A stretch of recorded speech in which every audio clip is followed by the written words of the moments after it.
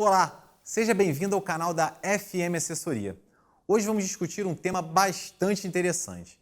Para o aumento da massa muscular, é melhor usar altas cargas e baixas repetições, treinamento normalmente esse utilizado no powerlifting e LPO, ou devo trabalhar com cargas moderadas e maior número de repetições?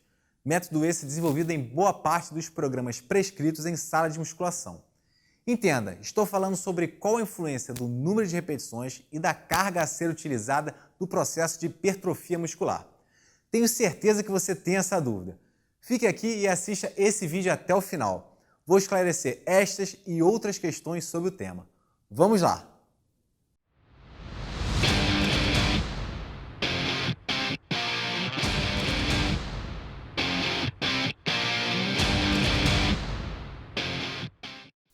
Antes de tudo, se você é novo no canal, clique aqui e se inscreva para receber novos vídeos. E além disso, seguir a FM Assessoria nas redes sociais. Quem nunca escutou, trabalhar com poucas repetições e cargas elevadas é para quem deseja desenvolver a força máxima. E que o famoso 8 a 12 repetições com cargas moderadas é indicado para protocolos de treinamento que visam a hipertrofia muscular. E uma das recomendações, digamos, mais inusitada é se um treinamento realizado com alto número de repetições, acima de 15 e cargas baixas, seria direcionado para o emagrecimento ou melhoria da composição corporal, inclusive quando realizado de forma seletiva ou direcionada ao grupo muscular. Essas são algumas das dúvidas mais comuns entre os praticantes de musculação. E por que não entre os treinadores, já que muitas vezes ainda prescreve os treinamentos baseado no senso comum ou apenas em sua vivência na área. Mas vamos olhar um pouco mais de perto essas questões. Com o passar dos anos, a ciência tem buscado, através de estudos experimentais, as possíveis relações de causa e efeito do uso de diferentes cargas e repetições sobre os ganhos da força muscular e hipertrofia. E com isso, novos achados começaram a ser produzidos que por vezes vão a favor ou contra as antigas e já quase que comprovadas recomendações sobre o melhor protocolo de treinamento para hipertrofia muscular. No entanto, importante saber que qualquer modificação na carga ou número de repetições altera a tensão e o tempo de tensão sobre o músculo durante a contração realizada em um exercício.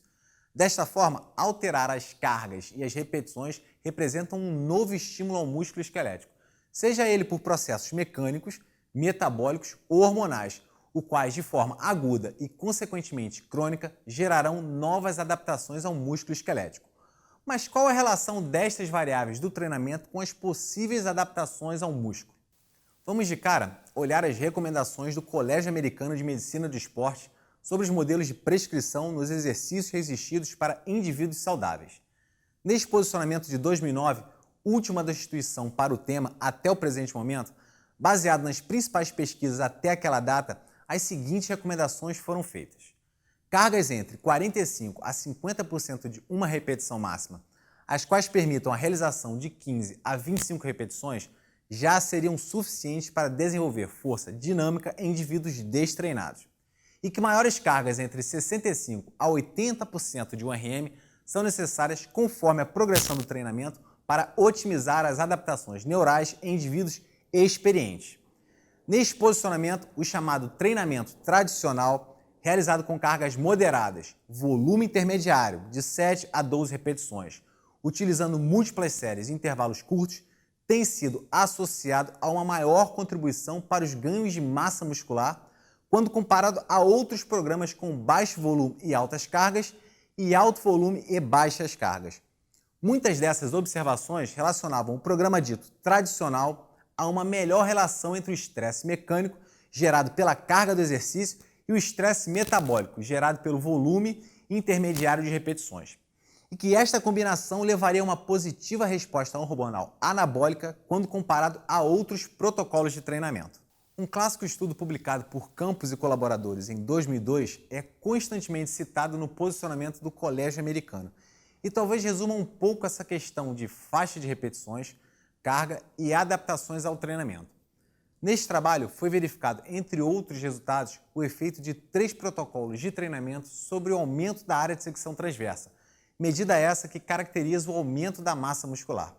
E ainda se buscou, neste estudo, verificar a modificação sobre os tipos de fibra, em alguns músculos que foram submetidos aos diferentes protocolos de treinamento. Os protocolos aplicados foram assim chamados: de baixo volume, os indivíduos realizavam de 3 a 5 repetições máximas, 4 séries e davam 3 minutos de intervalo entre os exercícios. O outro protocolo foi o de volume intermediário. Nele, de 9 a 11 repetições máximas foram usadas, 3 séries e 2 minutos de intervalo entre os exercícios. E por último, o protocolo de alto volume, com 20 a 28 repetições máximas, 2 séries e 1 minuto de intervalo. O volume total de carga, variável essa, expressa pelo produto do número de séries, repetições e carga utilizada, foi igual entre os protocolos. Se olharmos os resultados, veremos que os 3 protocolos de treinamento foram responsáveis por modificações nos tipos de fibra muscular, sendo observada uma alteração das fibras 2B para 2AB. Essa possivelmente uma característica do treinamento de força. No entanto, se analisarmos apenas o aumento da área de secção transversa do músculo por tipo de fibra, vemos que apenas os protocolos de baixo e intermediário volume apresentaram aumentos significativos em relação ao início do treinamento, não sendo observado qualquer modificação no protocolo de altas repetições. Estes resultados apontam que cargas altas e cargas intermediárias podem contribuir para o ganho da massa muscular, não sendo observado tal efeito para o protocolo com cargas baixas e altas repetições. Desta forma, os estudos até então produzidos, assim como o ex-posicionamento do Colégio Americano, têm recomendado que possivelmente o uso de altas repetições e, consequentemente, cargas mais baixas não seja a melhor forma de estimular a hipertrofia. Além disso, em alguns outros estudos desta revisão, é possível encontrar resultados que observam uma superioridade dos treinamentos com cargas intermediárias e volume entre 8 e 12 repetições máximas como o mais indicado para o desenvolvimento da hipertrofia muscular, quando comparado a protocolos mais extremos, com cargas muito elevadas e baixo volume de repetições, assim como treinamentos com alto número de repetições e cargas muito mais baixas. Porém, esta visão sobre o uso de diferentes faixas de repetições e cargas, sobre as adaptações, tem mudado um pouco, graças às novas pesquisas desenvolvidas sobre o tema. E um dos pesquisadores que atualmente tem buscado trazer o tema por uma nova ótica é o Dr. Brad Schoenfeld. Ele e seu grupo têm publicado diversas pesquisas sobre a influência de diferentes protocolos de treinamento com altas e baixas cargas nos ganhos da força e hipertrofia muscular. E baseado nelas, farei novas considerações. Em sua recente revisão de literatura com meta-análise sobre o tema, Dr. Schoenfeld buscou, através do cálculo do tamanho do efeito, analisar a magnitude dos diferentes tipos de treinamento e uma possível diferença entre protocolos com baixas cargas versus altas cargas sobre os ganhos da hipertrofia muscular. O tamanho do efeito se baseia na diferença entre os resultados pós e pré-treinamento divididos pelo desvio padrão inicial.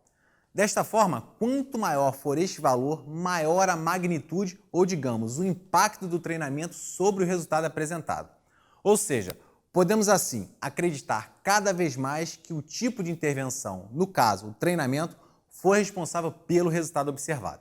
O tamanho do efeito tem sido usado amplamente nos estudos em treinamento de força para a identificação do real efeito de um protocolo sobre os resultados encontrados. Essa análise permitiu ampliar um pouco mais a visão sobre a influência de uma determinada variável sobre diferentes adaptações, as quais muitas vezes eram só observadas baseado em diferenças estatísticas de médias, as quais podem ser influenciadas por diversos fatores, as quais não abordarei nesse vídeo e ficarão para um próximo encontro. Vamos ver os achados da revisão do Dr. Schoenfeld. Neste quadro, o autor plotou a diferença entre o tamanho de efeito dos protocolos de altas cargas com treinamentos desenvolvidos em cargas baixas, fazendo esse procedimento para cada estudo analisado, seguido também da média ponderada da diferença do tamanho de efeito de todos os estudos. O primeiro e mais importante resultado é que não houve diferença no tamanho de efeito entre os protocolos de treinamento, ou seja, todos eles foram capazes de gerar benefícios para os ganhos da massa muscular no que diz respeito à sua magnitude. E além disso, boa parte dos trabalhos também não apresentaram diferenças significativas entre os diferentes tipos de treinamento no aumento da hipertrofia muscular, sendo mais favorável para os ganhos de força os protocolos que utilizaram cargas mais elevadas. Porém, se olharmos de perto, houve uma tendência a um maior tamanho de efeito para os protocolos com cargas elevadas. Protocolos esses similares aos treinamentos mais tradicionais usados em academias, normalmente com cargas acima de 60% de 1 RM e um número intermediário de repetições.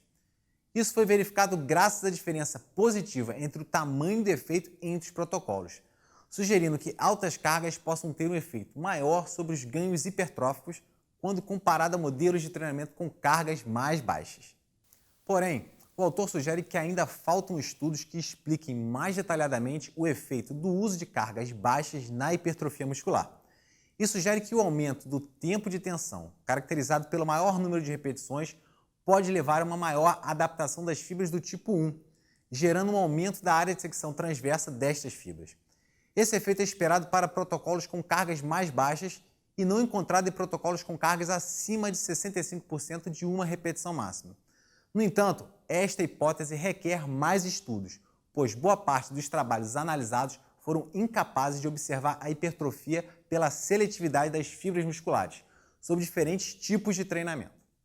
Apenas para complementar esse novo conceito sobre o uso de cargas mais baixas em protocolos de treinamento para objetivos como aumento da massa muscular, alguns recentes trabalhos vêm demonstrando que tanto protocolos com cargas baixas como de cargas elevadas foram capazes de gerar hipertrofia muscular, não sendo observadas diferenças entre os tipos de treinamento, algo até pouco tempo atrás não preconizado por posicionamentos institucionais e tão pouco utilizado por muitos treinadores. Independente das diferenças metodológicas entre esses estudos, começamos a ver um novo direcionamento para prescrição em programas de treinamento de força direcionados para hipertrofia muscular, onde possivelmente as recomendações que para ganhos de força e hipertrofia apenas cargas acima de 65% de uma repetição máxima deveriam ser utilizadas, hoje já sabemos que protocolos com cargas abaixo dessas recomendações já podem produzir efeitos similares. Porém, faço aqui algumas recomendações. É importante que este treinamento realizado com cargas abaixo de 65% de uma repetição máxima seja desenvolvido em falha muscular concêntrica. Tema esse que já foi abordado neste vídeo aqui por mim e sugiro que, caso não saiba o que é falha, clique aqui e dê uma olhada. E além disso, a alternância de cargas altas e baixas deve ser feita pelo uso do treinamento periodizado, de preferência com modelos ondulatórios, ou seja, com constantes variações de volume e intensidade entre as sessões, principalmente em indivíduos já treinados. Estas constantes variações têm mostrado manter uma continuidade das adaptações hipertróficas, quando comparado a modelos que mantêm o volume e a intensidade constante. Dessa forma, o uso de cargas mais baixas e de altas repetições tem importante papel em microciclos com característica mais metabólica, sendo esse tipo de estímulo também importante para o processo de hipertrofia muscular. Porém, esse treinamento deve ser alternado por períodos de altas cargas e repetições mais baixas. Neste caso, buscamos estímulos mais tensionais que também estão associados à sinalização hipertrófica, por mecanismos de mecanotransdução. Processo esse que poderei abordar em outro vídeo. Sendo assim, complemento esta análise ressaltando que tanto cargas elevadas quanto cargas mais baixas podem ser, sim, excelentes métodos de treinamento para o desenvolvimento da força e hipertrofia muscular, sendo inseridos de forma coerente em um programa de treinamento de força periodizado. Então, gostou desse tema? Deixa aqui embaixo seu comentário, curta esse vídeo e caso ainda não seja um seguidor do canal, não se esqueça de se inscrever aqui. Um grande abraço e até a próxima!